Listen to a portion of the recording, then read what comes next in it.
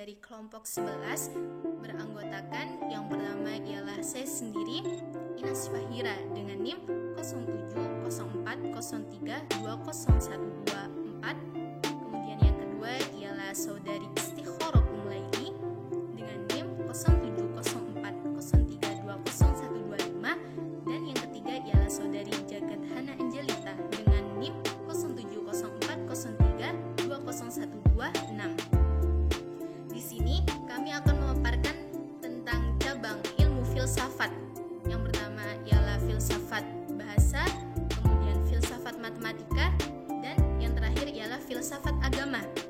Nah, di sini pembahasan kami ditinjau dari segi pengertian, objek, ruang lingkup, dan yang terakhir ialah kesimpulan pembahasan. Yang pertama ialah filsafat bahasa. Menurut Asep Ahmad Hidayat, filsafat bahasa adalah kumpulan hasil pikiran dari para filosof mengenai hakikat bahasa yang disusun secara sistematis untuk dipelajari dengan menggunakan metode-metode tertentu. Kemudian objek filsafat bahasa.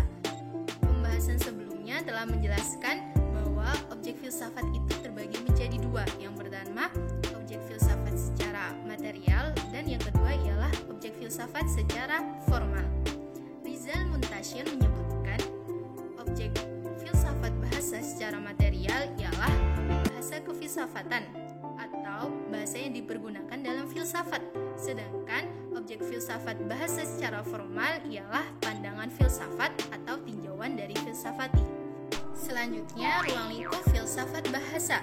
Ruang lingkup filsafat bahasa terbagi menjadi tiga. Yang pertama ialah membahas filsafat analitik, baik menyangkut perkembangan maupun konsep-konsep dari para tokohnya. Yang kedua ialah kegunaan dan fungsi bahasa, dan yang ketiga ialah teori dan dimensi makna atau semantik. Untuk pembahasan yang kedua, kita akan membahas pengertian ruang lingkup filsafat matematika. Filsafat matematika adalah cabang dari filsafat yang mengkaji anggapan-anggapan filsafat, dasar-dasar dan dampak-dampak matematika, sifat logis dan struktur dari matematika itu sendiri. Secara khusus, menurut Howard W. Evans dan Carol V. Newson, secara umum, filsafat matematika adalah percobaan penyusunan kembali pengetahuan matematika yang tidak teratur selama berabad-abad dan diberi simbol serta makna tertentu. Tahukah kalian, terdapat 4 aliran besar dalam filsafat matematika? Baik, di sini saya akan menyebutkan satu persatu. Untuk yang pertama adalah logisisme, dan untuk yang kedua adalah formalisme, untuk yang ketiga adalah intuitionisme, dan untuk yang keempat adalah platonisme. Saya akan menjelaskan untuk yang pertama adalah logisisme. Logisisme yaitu memandang bahwa matematika sebagai bagian besar dari logika. Untuk yang kedua adalah formalisme, yaitu menyatakan bahwa matematika merupakan sistem lambang yang digunakan dalam mewakili benda-benda yang ada. Untuk yang ketiga yaitu intuitionisme, yaitu memandang matematika sebagai hasil intuisi. Dan untuk yang keempat adalah platonisme. Platonisme yaitu memandang bahwa objek matematika bersifat abstrak dan tidak memiliki hubungan realitas sehingga bersifat tidak berubah. Matematika dan filsafat memiliki keterkaitan antara satu dengan yang lain. Matematika dan filsafat sebagai pengetahuan adalah jalan secara sejajar baik pada awal kelahirannya maupun perkembangan keduanya. Walaupun kadangkala antara satu dengan yang lain dalam hal tertentu nampak lebih unggul. Pada satu sisi, matematika mengukuhkan jati dirinya sebagai sistem pengetahuan berbasis nalar simbolik yang pemaknaannya terus tidak berubah dan tidak bertentangan. Sementara, pada sisi yang lain, filsafat menabur pesona pemikiran dengan pertentangan yang menimbulkan dialog secara mendalam dan kadangkala tanpa ujung. Dan begitu pula bercabang-cabang. Namun, persoalan persoalan yang muncul itu seringkali terselesaikan bersama matematika. Dengan demikian, filsafat matematika berkaitan dengan memberikan pemahaman kepada perlunya landasan pemikiran atau kebenaran. Dalam arti, matematika sebagai filsafat adalah mencari jawaban yang akhirnya mencari dan mendapat penyelesaian dalam matematika. Pada poin yang ketiga, saya akan membahas tentang filsafat agama. Filsafat agama adalah penyelidikan filosofi terhadap tema-tema dan konsep-konsep utama dalam tradisi keagamaan.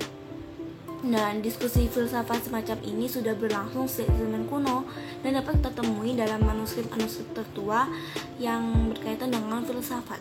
Filsafat agama juga berkaitan dengan cabang-cabang filsafat lainnya seperti metafisika, epistemologi, dan juga etika. Kemudian saya juga akan menjelaskan tentang ruang lingkup filsafat agama seperti akidah atau iman, kemudian syariah, dan juga akhlak.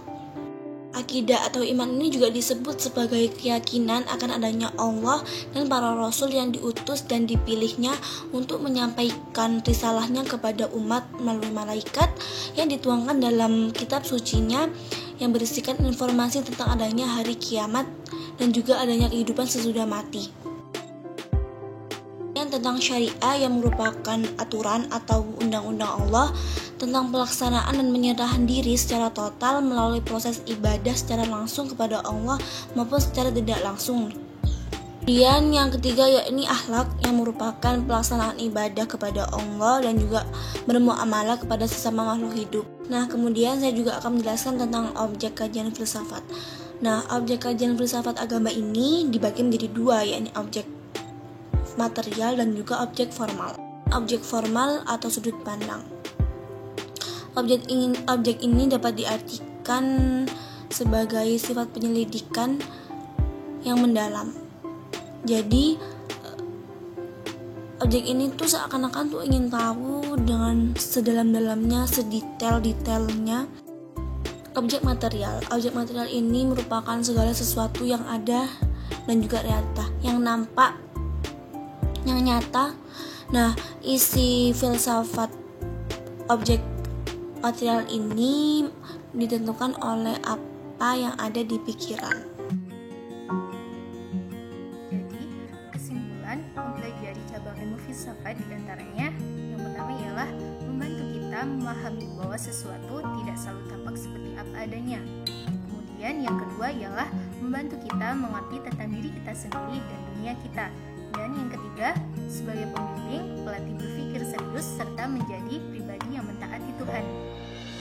Cukup sekian dari kelompok 11. Bila ada perkataan yang kurang berkenan, kami mohon maaf sebesar-besarnya.